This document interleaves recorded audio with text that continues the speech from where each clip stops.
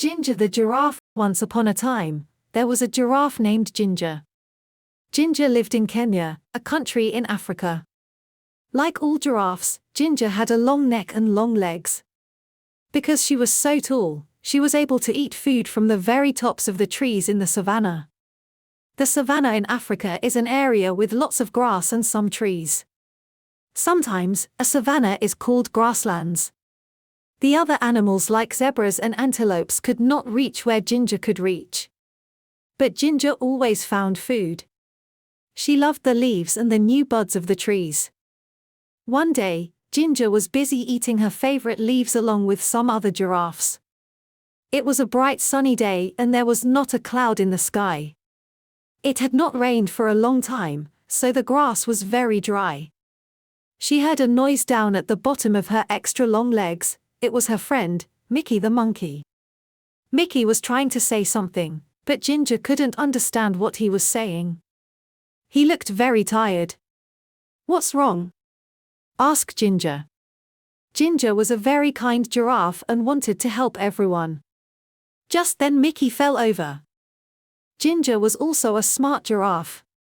She knew what was wrong. Mickey couldn't find anything to eat and he was very hungry. Ginger nibbled some fresh, tender leaves and buds from the top of the tree where she was eating. She dropped some of the leaves and buds to the ground near where Mickey was. Then she nudged him a little with the hoof at the bottom of one of her very long legs. "Wake up, Mickey," said Ginger. "I've found something for you to eat." Slowly Mickey sat up and ate a little. After a while, when Mickey was feeling better, Ginger asked him, "What's happened, Mickey? Why are you so hungry? Why can't you find anything to eat?" Mickey said, "It hasn't rained for so long and now there's no more food." "That's not good," said Ginger. "What's happening with the other animals?" "No one knows what to do," answered Mickey. "All the zebras and the antelopes and the elephants are getting worried about the dry grass.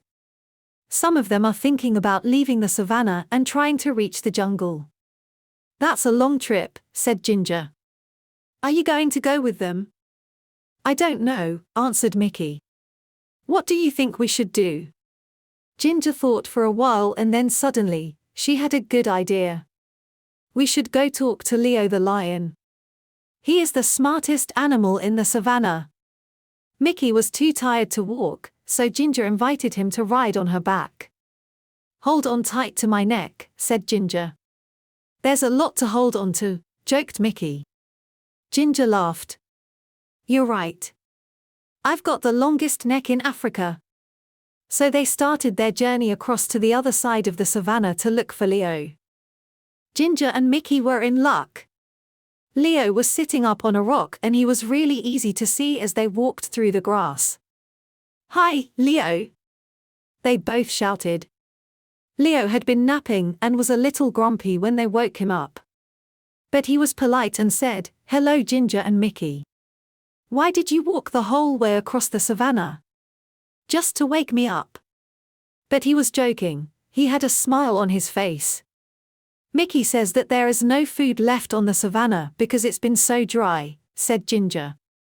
"Do you have any ideas?" Leo thought for a while. He said, "There's nothing we can do about the rain. It will come soon, but we can't be sure when it will arrive. When the rain comes, all the plants will grow again and there will be lots of food for everybody." He thought a little longer. "The only thing I can think of is for everyone to move closer to the forest," he continued. "There will be more things to eat there, but I know it's a long trip and it will not be very easy. It might take days to get there." Ginger and Mickey looked at each other and then looked back at Leo. "Thank you, Leo," said Ginger. "It's probably best if they all try to get closer to the jungle." They said goodbye and then walked back across the savannah. Now they needed to gather all of the animals together to start the long journey. Ginger didn't need to go along because she had plenty of food in her high trees. But she was a good friend and wanted to help as much as she could. They walked towards her favorite trees and guess what she and Mickey saw?